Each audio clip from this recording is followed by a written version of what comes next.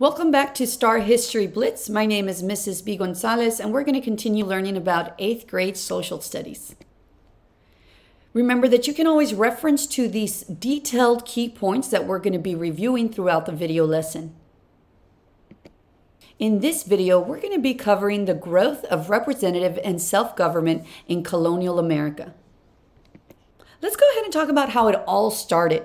Jamestown, Virginia is the first permanent English settlement in North America. It was established in 1607 for economic reasons. Now, they struggled a lot at the beginning, but eventually they did become successful because of their cash crop agriculture, specifically tobacco. Now, the main thing that made them successful, though, allowed their colony to prosper, was the fact that in 1619, the colony of Virginia established an elected representative assembly known as the Virginia House of Burgesses.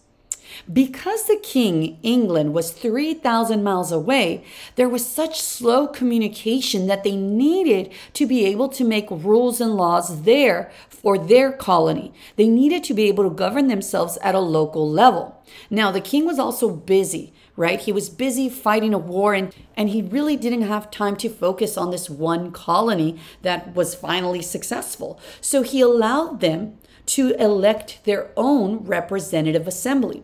So this became the first representative assembly, and it became a model for future legislatures. Other colonies looked at the House of Burgesses and used theirs as an example to make their own lawmaking institution.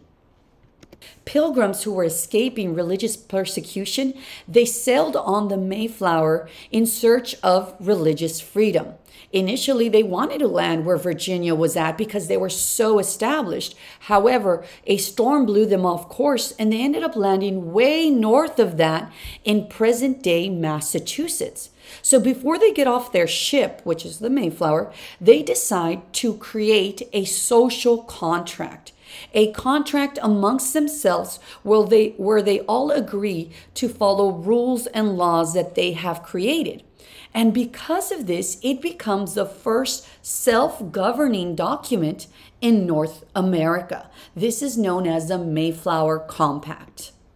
Here you see the Pilgrims signing this compact. And so what is the difference between this Mayflower Compact and the Virginia House of Burgesses? Well, the Virginia House of Burgesses is a representative assembly, while this document was the first self-governing document in North America.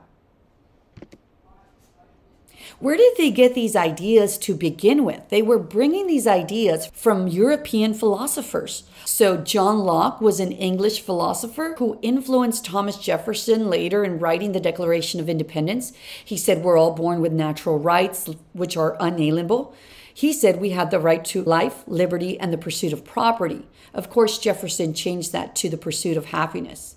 He also said that there's a social contract between the people and the government, that governments are formed to protect the rights of the people. And if the government isn't protecting those rights, then it's the power of the people to alter or abolish that government.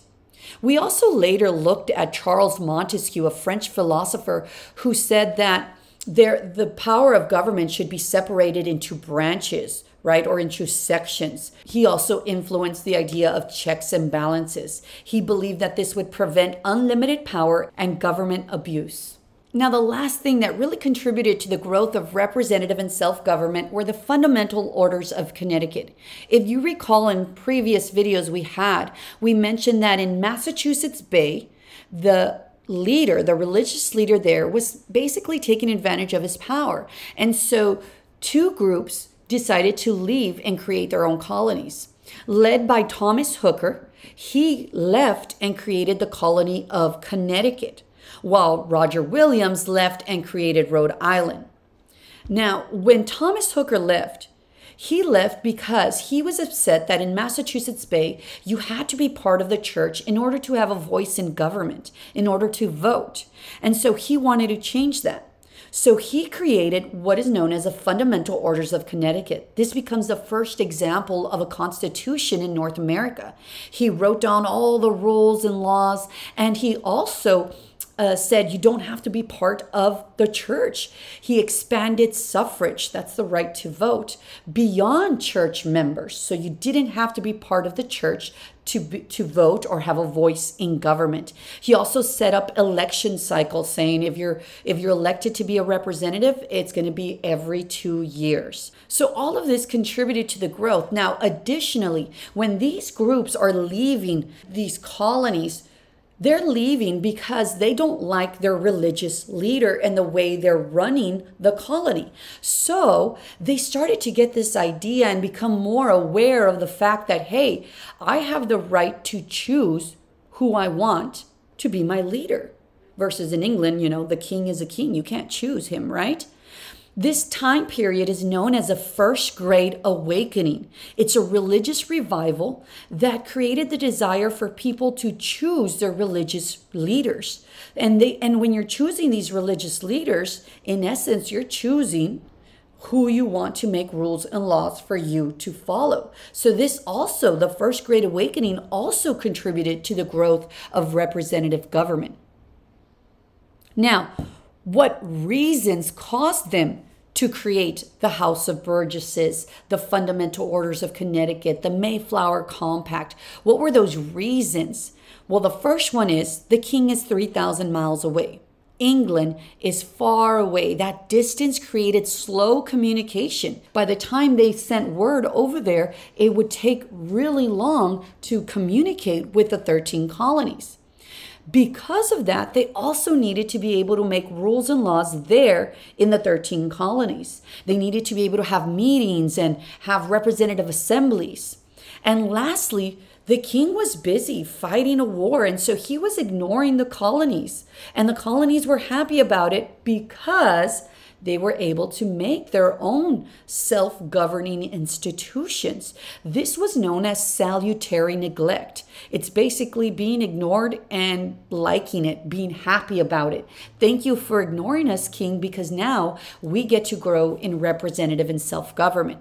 And the last reason why they grew, as I previously mentioned, because they're starting to realize the First Great Awakening is making them realize that they have a voice in government and they can choose the people who are going to make rules and laws for themselves to follow.